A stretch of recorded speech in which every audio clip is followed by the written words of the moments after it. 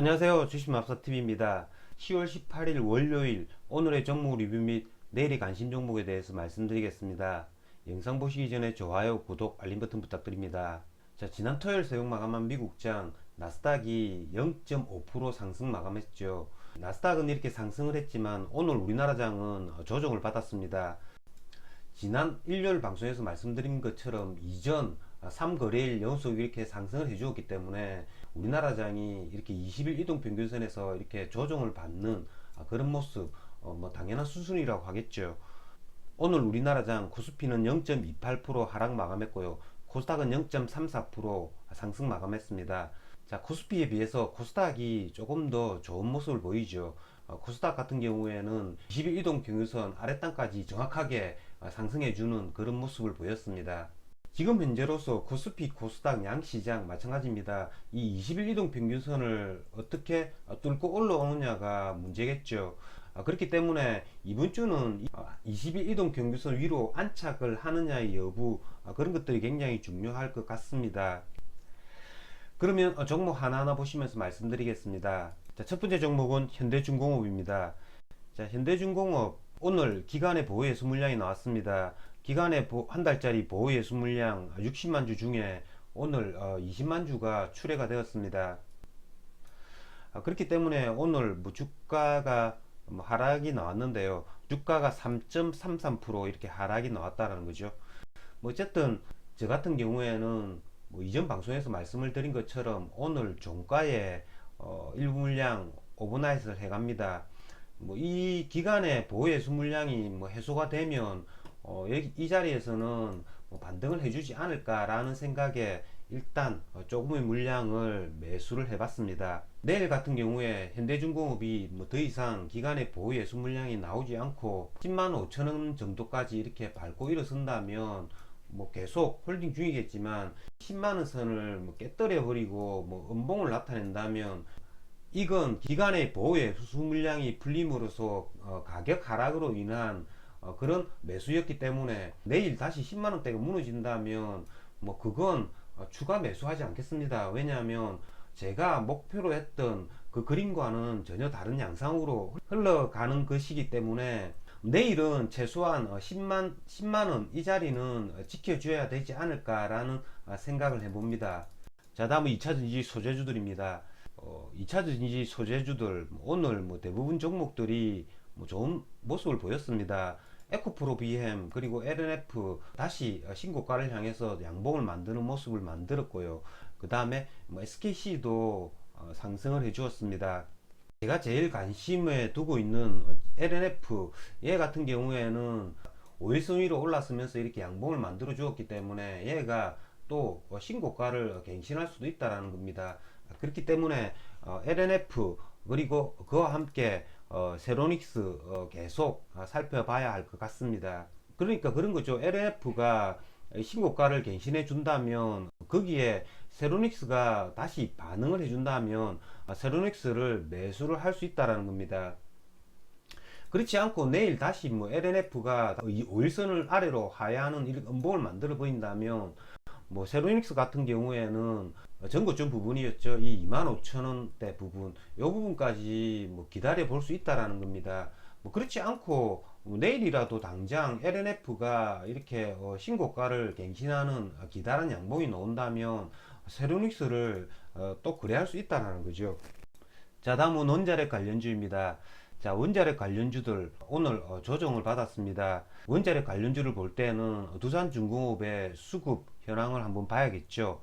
자, 두산중공업 같은 경우에는 오늘 이전에 매수를 했던 외국인들이 한 90만 주 빠져나갔습니다.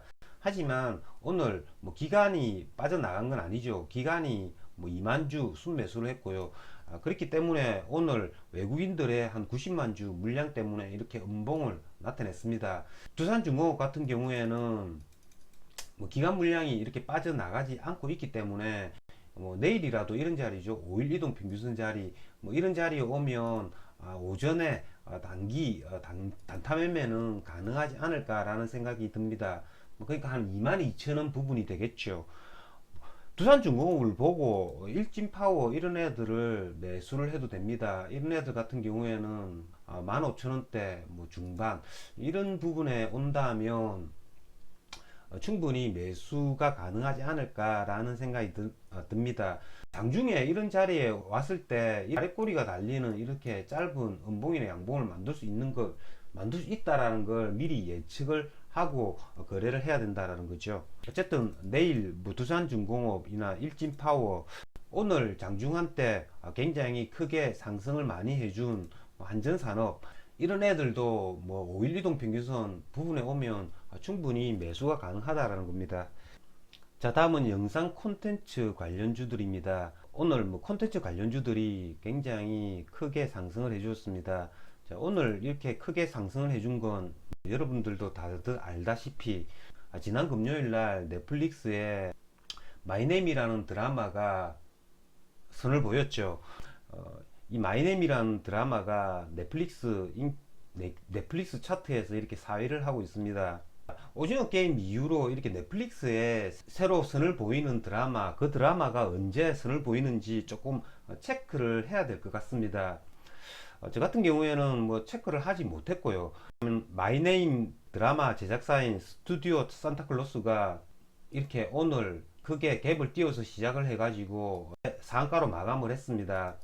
자, 마이네임이라는 드라마, 뭐 옛날에 홍콩 영화죠. 그 무간도의 내용과 굉장히 흡사하다고 합니다. 근데 과연 이 마이네임이라는 드라마가 오징어 게임처럼 이렇게 더 갈 수 있을까? 그거는 조금 회의감이 들긴 하는데요. 어쨌든 내일 이 스튜디오 산타크로스가 뭐 갭을 띄워서 시작을 하겠죠. 그 갭을 띄워서 시작해가지고 연속적으로 더 추가 상승을 할 수 있는지 여부, 뭐 그런 여부는 알 수 없습니다만은 뭐 이런 걸 거래를 할 때는 밀렸다가 다시 시초가를 먹어줄 때만 한번 짧게 단타 친다라고 생각을 하고 거래를 하면 됩니다. 지난 금요일 날 미리 이걸 예측을 하고 매수를 했다면 모를까, 갭을 띄우는 자리에 굳이 뭐 들어갈 필요는 없을 것 같다라는 생각이 듭니다. 그 다음에 마지막으로 지금 현재 시간 외에 굉장히 크게 상승하는 테마들이 있습니다. 이 탄소 중립 관련 테마들인데요. 자, 장 종료 후에 뉴스가 떴죠. 자, 문 대통령이 온실가스 감축 40% 상향안 논의, 뭐 그런 뉴스가 떴습니다. 2030년도까지 온실가스를 2018년 대비 40% 감축한다라는 그런 뉴스가 장 마감 후에 이렇게 떴죠. 그로 말미암아서 탄소 배출 관련주들이 굉장히 크게 상승하고 있습니다. KC코트로엘 그리고 한솔홈테크가 지금 현재 시간에서 상한가를 가고 있는데요. 이런 애들도 내일 갭을 띄웠다가 뭐 윗꼬리가 맞는 음봉을 맞을 수 있다라는 거죠. 자, 이런 애들은 지금 역배열인 그래프에서 이렇게 올라오고 있는 애들입니다. 시간에 괜찮은 뉴스를 띄워 가지고 내일 갭을 띄워서 시작을 하더라도 이런 애들은 신고가가 아니기 때문에 매매하는데 굉장히 유의를 해서 거래를 해야 됩니다. 만약에 얘들 중에서 뭐 KC코트레일이나 한솔홈데코가 시초가가 한 10% 정도에 시작했다가 이 시초가를 뚫어주고 강력하게 뭐 상한가까지 간다라면 모를까. 그렇지 않고서는 이런 애들을 거래할 때는 굉장히 조심스럽게 거래를 해야 되지 않을까라는 생각이 듭니다. 자, 내일도 여러분 거래 잘 하셔서 성공 투자하시길 기원드리겠습니다.